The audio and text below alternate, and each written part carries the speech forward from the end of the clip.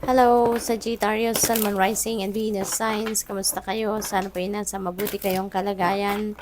Welcome back po sa Star Tarot. Kung bago kayo rito, welcome din kayo. Thank you sa inyong support.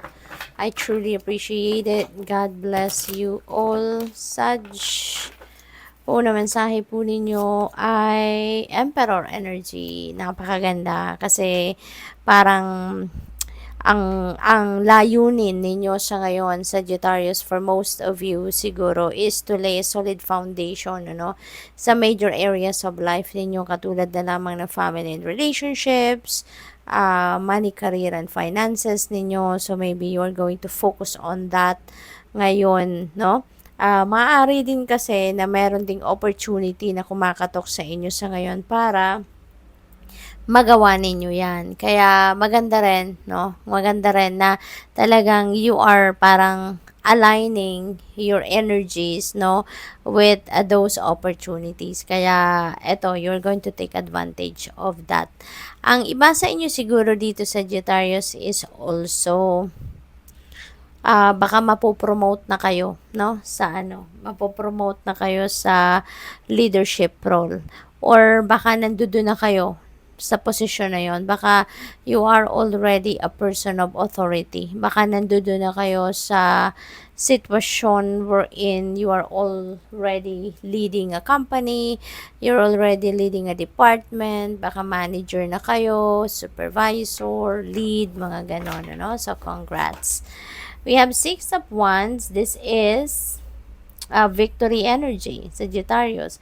Baka kayo ay siswertehin, baka kayo ay magtatagumpay around this time, no? So, siguro meron kayong mga endeavor or mga trabaho na talaga naman ngayon maa-accomplish nyo na, kaya magtatagumpay na kayo, or probably meron kayong projects or siguro kontrata, mga ganon na maaano nyo na, mapagtatagumpayan nyo na sa ngayon, matatapos nyo na, maa-accomplish nyo na.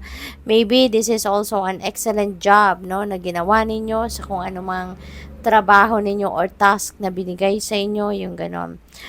You will be recognized, by a lot of people na sa ngayon. Makikilala ka na nila sa ngayon, makikilala nila yung trabaho mo, yung ginawa mo, yung great job na ginawa ninyo, you will be recognized sa ngayon. Kaya marami na sa inyong makakakilala. The star energy, napakaganda nito, Sagittarius. This is about new hope, new beginning. Meron ditong new optimism din. So, more of kayo, sobrang positive, yung energy ninyo rito. Sobrang positive yung mga iniisip ninyo, nararamdaman ninyo rito. So, this is really beautiful. At saka, wish fulfillment din ito, Sagittarius. Kaya maaaring may mga wish or wishes kayo na magka-come to fruition at this time. Kaya good luck po sa inyo.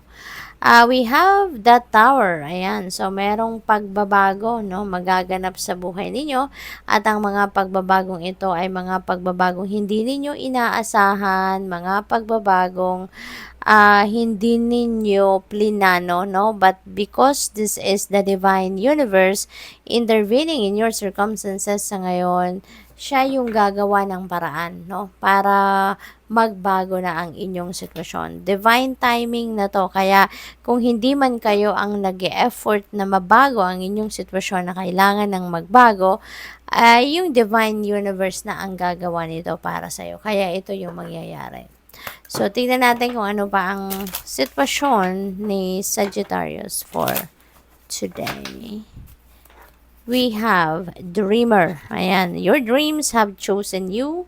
Find fulfillment in pursuing your destiny. This is the magic of life. Ayan. So, kung ano man ang mga pangarap ninyo sa ngayon, maaaring talagang makukuha nyo na yan, kaya you are going to be feeling fulfilled sa ngayon. So, that's good that you are also working on it, talagang pinagsisikapan mo din, you're taking action doon, sa kung ano man ang pinapangarap ninyo. What else? We have reconciliation. This is also the time that you are going to reconcile with someone na meron kayong hindi pagkakaintindihan, maaaring nagkagalit kayo, yung ganon. So, remember the source of love. No? A loving action is all you need to begin the process. Reach out with a simple first step. So, siguro dito kayo yung mag-i-initiate ng conversation with this person. Maaring kayo yung magre-reach out sa kanya, kayo yung magpapakumbaba, you're going to step up as the bigger person. Kaya maaring kayo yung mag-first move dito, no? Na may kapagbate sa kung sino man itong hindi ninyo kasundo sa ngayon. We have rebirth. Ayan, no matter what happens, you can find new wings, rise from the past, and accept the positive change that is coming. So, merong promise of rebirth dito sa buhay ninyo. Meron ditong pagbabago na gagawin kayo at parang mag-overhaul kayo ng buhay ninyo, Sagittarius, okay? So, meron kayo ritong pagbabago. You know, yung tower energy na to could also be this, no? Ito din yung maghahatid sa inyo ng rebirth. You will be renewed, no? Yung parang you will, yung parang babaguhin ninyo, parang you're going to evolve, no, into the best version, no, of you. So, ito you're going to give birth to the new Sagittarius, no, yung kung ano kayo dati, no, mas yung parang baka turning point ninyo ito at talagang papagandahin ninyo, aayusin ninyo yung sarili ninyo, ang buhay ninyo, yung ganon. So, good luck sa'yo. What else? We have faraway places. Maaaring merong travel dito na gagawin. Ang iba sa inyo rito, there could be an opportunity, no, para magtrabaho siguro sa ibang bansa or maaaring magnegosyo kayo, no? Baka yung negosyo na to talagang baka worldwide, you know, baka this is an online business, yung ganon. So, get ready for new horizons kasi may mga opportunities dito na magbubukas sa inyo para mag-expand kayo, no, ng inyong negosyo. So, napakaganda. We have joy and delight. Open your heart to joy. Okay? Sa ngayon, most likely, magiging joyful kayo and delighted kasi maaring magkabati na talaga kayo. May reconciliation na mangyayari dito between you and whoever this is na meron kayong hindi pagkakaintindihan or whoever this is na meron kayong samaan ng loob before. But ngayon, magkakausap na kayo, mapapatch up nyo na yung rough patch na pinagdadaanan ninyo.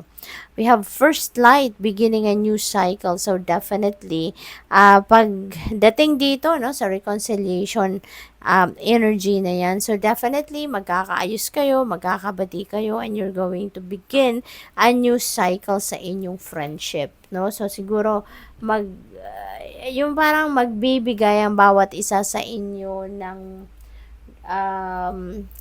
tsansa sa bawat isa para magsimula muli kayo, no, ng bagong yugto pagdating sa kung anumang klaseng relationship ang meron kayo with that person. So, you're going to start a new cycle sa inyong relationship, no, after this reconciliation.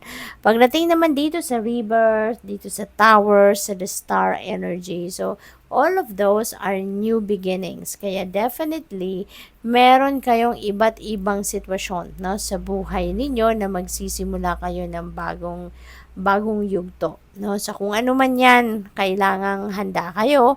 Dapat physically, mentally, emotionally, and spiritually fit and ready sana kayo para nang sa gayon maano ninyo, masimulan ninyo ito on a good footing, yung gano'n, no? Na maging maayos na, magawa na ninyo ng paraan para maging maayos, mas maging maaliwalas, mas maging anong tawag dito, yung maganda yung inyong pakiramdam, maluwag ang inyong pakiramdam, peaceful, no? So, ayun.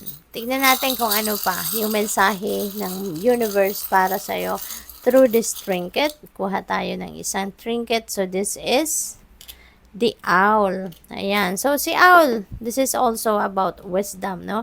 So, maaaring meron kayong matututunan dito sa mga pangyayaring ito sa buhay ninyo, lalo-lalo na yung mga pagbabagong yan. So, there could be a lot of wisdom na mapupulot kayo dyan. There could be a lot of learnings. Meron din talagang mga transformation na mangyayari. So, good luck sa'yo. Thank you for watching. Love and light. Namaste.